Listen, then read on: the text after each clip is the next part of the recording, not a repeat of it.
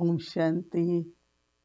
बाबा के सभी बच्चे बहुत बहुत लगन से पुरुषार्थ कर रहे हैं और पुरुषार्थ के साथ साथ सेवा में भी बहुत व्यस्त हैं, हर प्रकार से मनसा वाचा कर्मणा। और बाबा भी यही चाहते हैं कि बच्चों को अब ऐसी कमाल की सेवा करनी है, तो उसके लिए एक आंतरिक साइलेंस, बहुत हल्कापन और निरंतर खुशनुमा, एकदम चेहरा हर्षित हो। तो इस वाइब्रेशन से, इस स्थिति से बाबा ने कहा जो सेवा करेंगे उसमें कुछ कमाल ही देखेंगे। तो सिद्धि स्वरूप का अभ्यास तो सभी कर ही रहे हैं और आज हम लोग एक समान स्थिति रहे। परिस्थिति बदलती हैं, आपस में व्यवहार में बहुत कुछ बातें आती हैं, लेकिन मेरी स्थिति कैसी हो, तो उसके लिए आज इस समान स्थिति जिसमें निंदा होती है या कभी किसी भी तरह से कोई भी कुछ हमें कहता है, तो जब अंदर में मैंपन होता है, अभिमान होता है, तो उसमें अपमान भी महसूस होता है। तो बाबा कहते हैं कि देखो,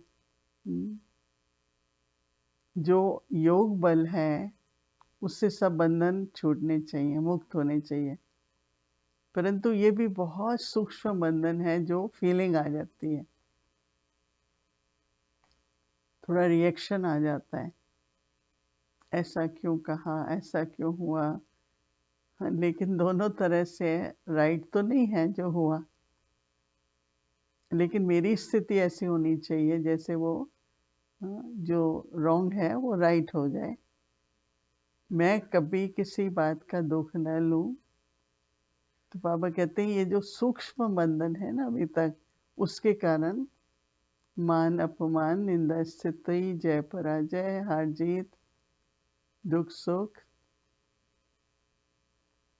तो इस तरह से समान नहीं रह पाते, सामान्य स्थिति नहीं होती है। तो है तो बहुत ऊंची मंजिल, लेकिन हम ब्रह्मा बाबा को सामने रखते हैं, हम दादी प्रकाशमणि जी को सामने रखते हैं। मम्मा तो थी साथ में, उन्होंने कैसे उनका जो योग था उससे ये जो सूक्ष्म बंधन है अपने संस्कारों के, मैंपन के, अभिमान के, मैं समझदार हूँ, मेरे को तो अनुभव है, मुझे तो मालूम ही है, ये तो नॉर्मली होता ही है ना। नहीं, मुझे तो सब मालूम है, मैंने सब सुना है, देखा है। लेकिन अगर हम इससे, इन सब बातों से न्यारे होकर के अगर हम अभ्यास करेंगे, अटेंशन रखें कि मेरे ऐसा योग हो, योग बल जमा करें जिससे मेरा जो भी किसी भी तरह की बात में मेरी स्थिति सम स्थिति रहे, समान रहे, ऊंची नीची ना हो।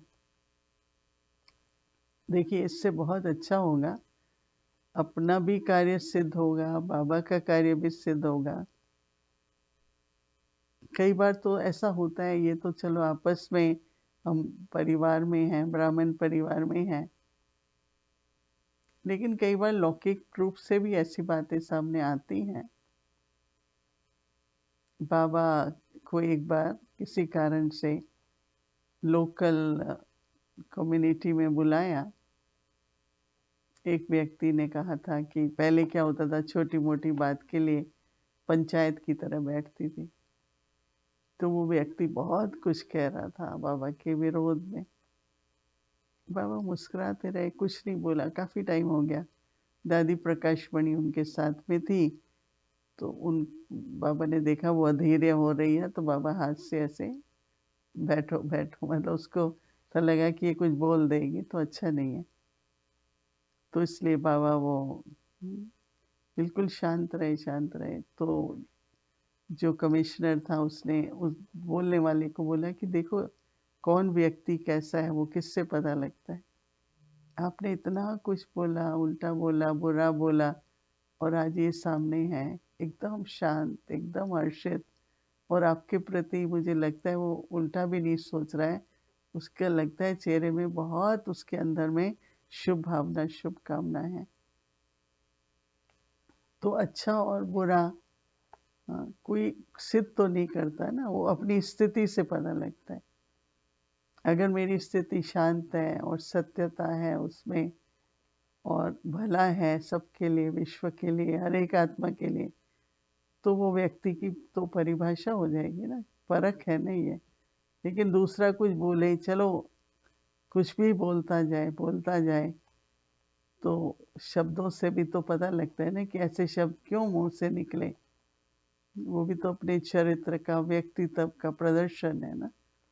तो इसलिए जैसे कि हम सभी, अब समय ऐसा आ रहा है, बाहर की परिस्थितियाँ और लास्ट के जो कर्म बंधन रहते हैं सूक्ष्म में, वो भी चुकतू करने हैं।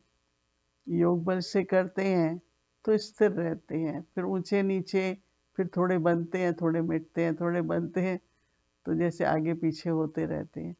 लेकिन अब लक्ष्य यही रखना है, मेरी सिद्धि क्या है कि मैं एक समान स्थिति में रहूं, कुछ भी हो बाहर में, मान अपमान, निंदा स्तुति, दुख सुख, कोई भी परिस्थिति हो, लेकिन मेरी स्थिति जो है वो सदा एक रस रहे और स्थित रहे और समान रहे। वही सच्चे योग की निशानी है। वही कहेंगे कि योग का बल काम कर रहा है। तो इसलिए हमारी शुभकामनाएं, आपका दिन अच्छा रहे, आपका अभ्यास अच्छा रहे। ओम शांति।